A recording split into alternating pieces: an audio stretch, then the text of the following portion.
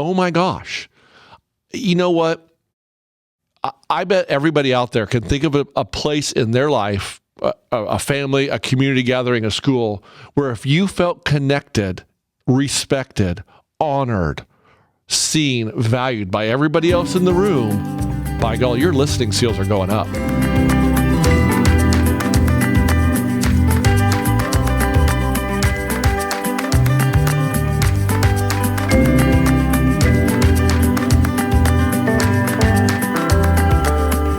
Girls, ladies and gentlemen, friends, we are back with another episode of Quick Bites with the Resilience Team at ESSDACK. Woo woo! No? Yes, oh, okay. we are here. Sorry, I'm just lost in thought. I mean, I have so many thoughts on this topic you're going to talk about. So no, we are here, and I'm Eric. Yes, Eric, Noctigal, Ginger Lumen. And boy, if you've never been with us before, welcome to the party. And if you have, gosh, we are so grateful you came back. Friends, hey, listen, just while I have you on this, we've been growing leaps and bounds. Glenn's been sending the stats on who's watching, where they're listening from, and then how many people are listening and sharing these. So we just wanted to say first and foremost, thank you. Thank you for listening. Thank you to sharing with other people.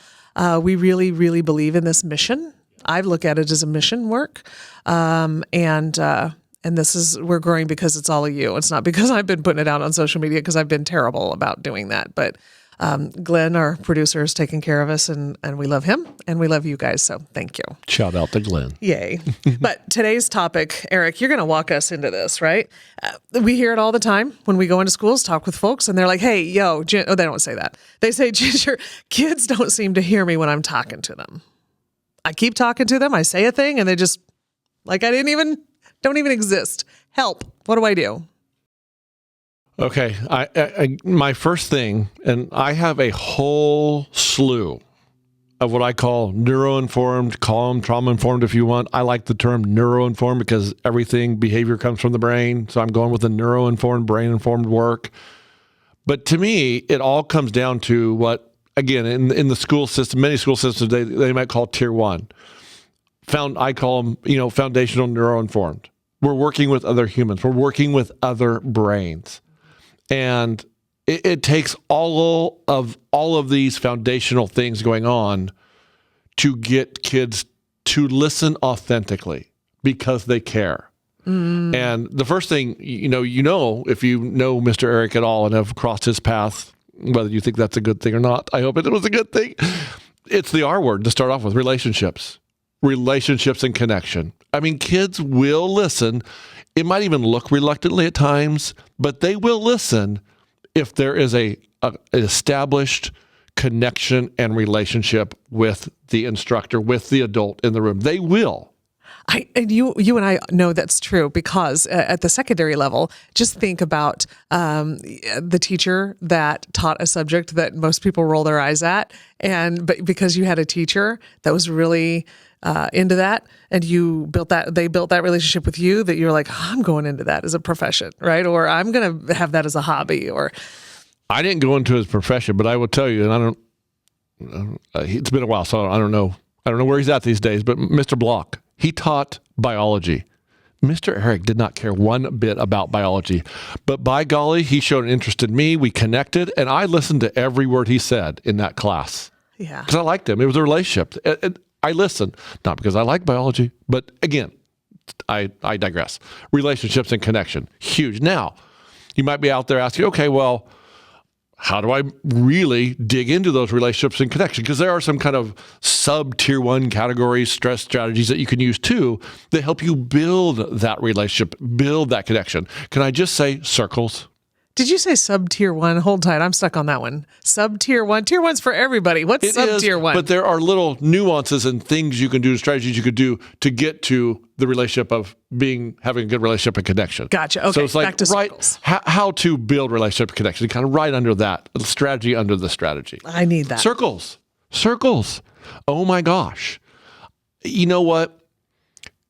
I bet everybody out there can think of a place in their life, a family, a community gathering, a school, where if you felt connected, respected, honored, seen, valued by everybody else in the room, by golly, your listening skills are going up. Yes. Your listening skills and respectful skills are going up. And if you get in a circle, if you're circling up even a few times a week, maybe you get to the point where every day where you are listening to what your peers, what your teacher has to say, and you feel listened to and heard, that is right there, improving kids' listening skills. Not even to mention, they have this little tool called a talking stick, or something that goes around, a talking piece, whatever you want to call it, where you establish that expectation and, that's how the circles run. You practice your listening skills. If I know I'm heard in a place, then I'll be more likely to be participatory in that place. 110%.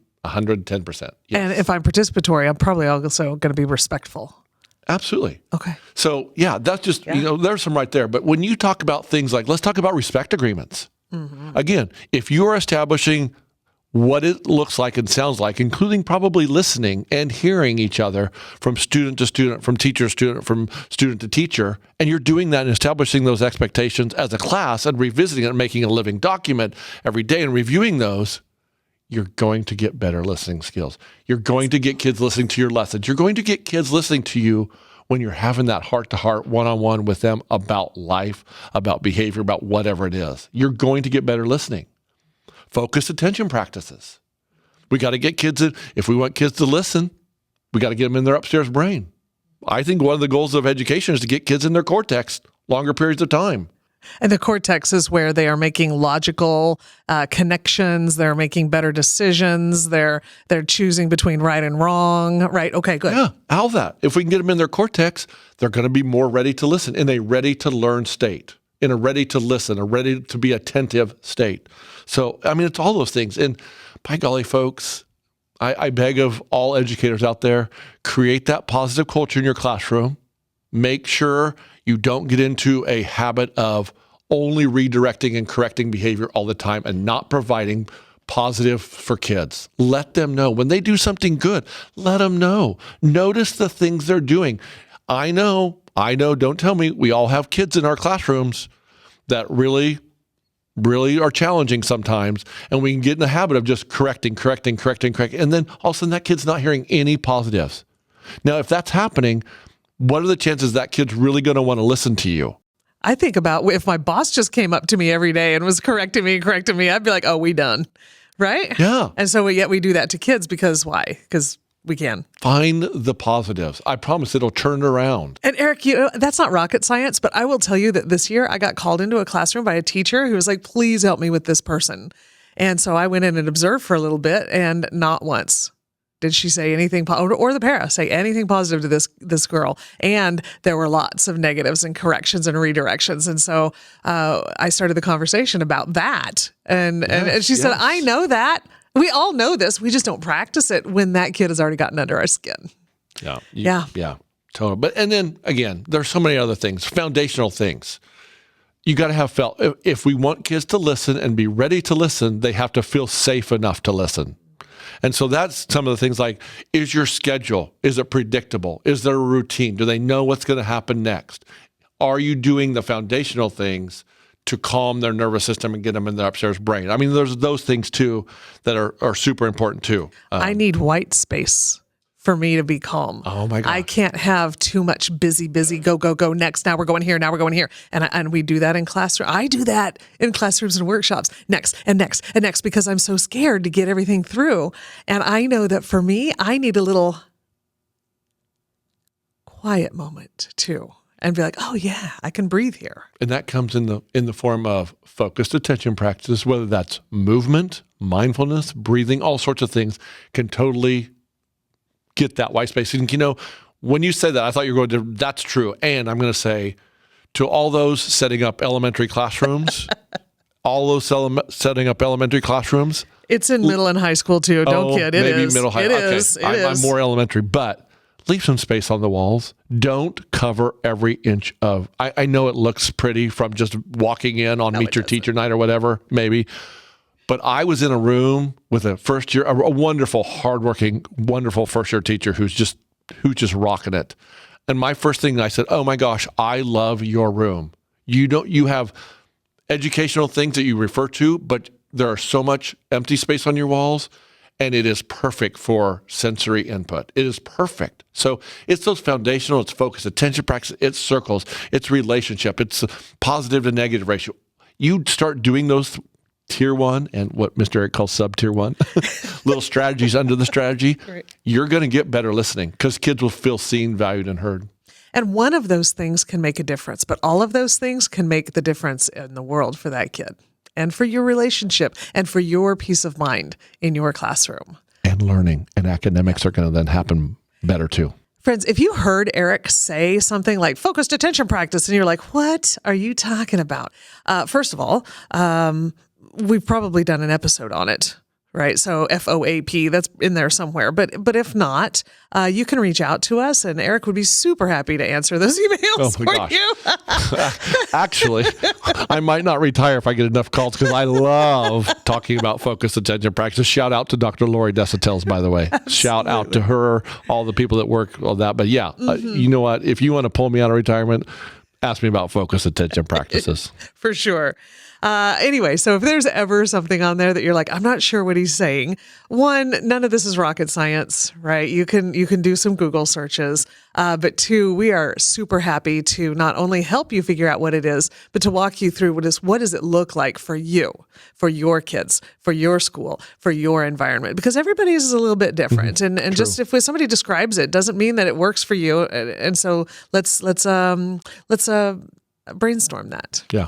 Great. Yeah. Love it. Anyway, again, thank you for listening or watching because this is now on video. If you've only been a podcast listener, do know that you can get to see the animated Eric and the very calm, passive Ginger who doesn't wave her arms around like one of those inflatable wavy arm guys, whatever it's called. Anyway, listen, thank you. We appreciate you. We do. Thank you. Catch you next time.